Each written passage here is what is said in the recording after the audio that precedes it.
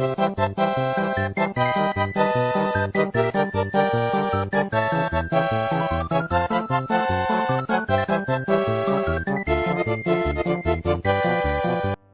semuanya, kali ini saya sedang menulis tentang pentingnya sebuah data.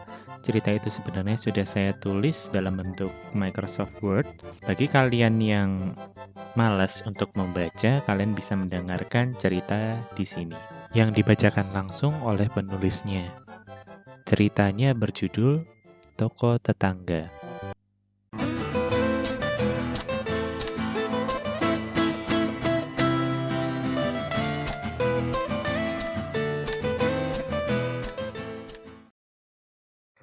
Kalian semua pasti punya tetangga yang punya toko dagangan di dekat rumah kalian. Yang jualannya itu mirip banget kayak minimarket modern, seperti Indomaret atau Alfamart.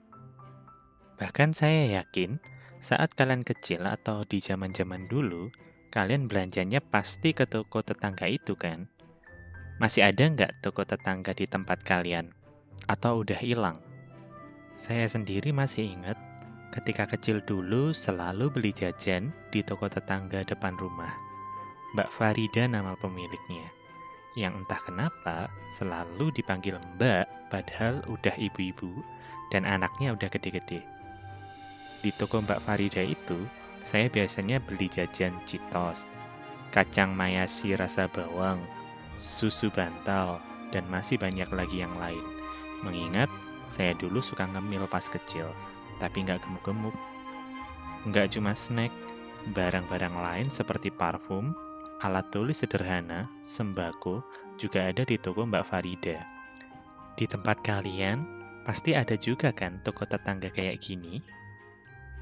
Coba kalian amati ke diri kalian sendiri dan orang sekitar kalian. Ketika ingin berbelanja, mereka bakal milih ke toko tetangga atau minimarket modern.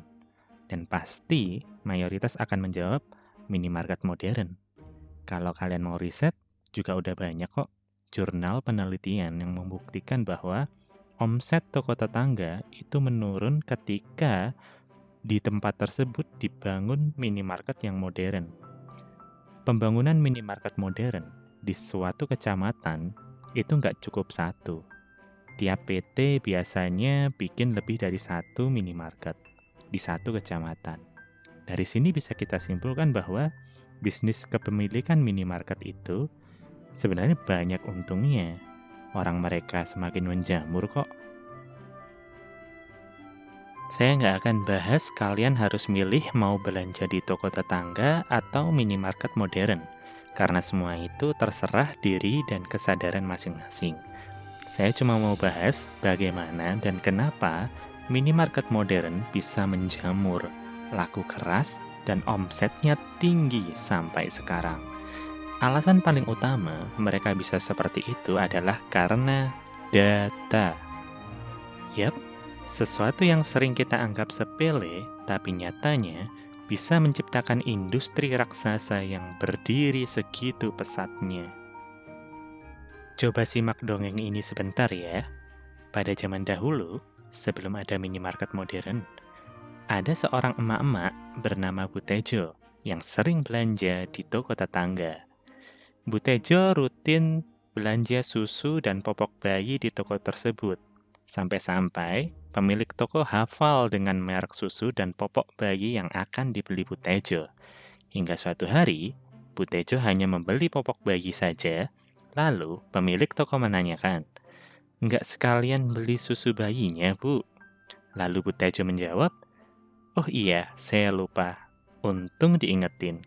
Makasih loh Jeng, udah jadi orang yang solutif."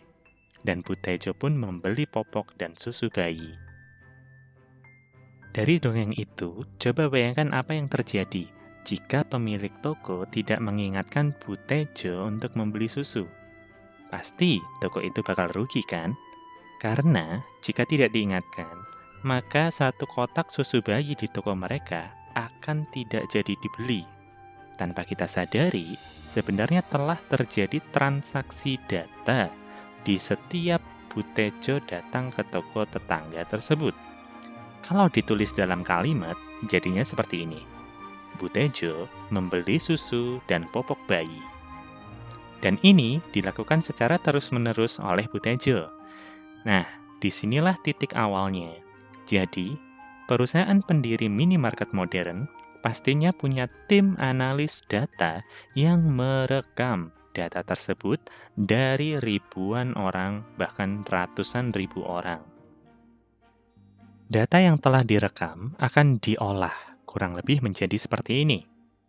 Pertama, datanya adalah Bu Tejo membeli popok dan susu bayi. Kedua, kumpulan data dikelompokkan dan ditarik menjadi informasi, yaitu Bu Tejo rutin membeli popok dan susu bayi. Ketiga, kumpulan dari banyak informasi, tidak hanya dari Bu Tejo ya, tapi juga dari customer lain, diolah menjadi pengetahuan, yaitu jika seseorang membeli popok bayi, kemungkinan besar dia juga akan membeli susu bayi.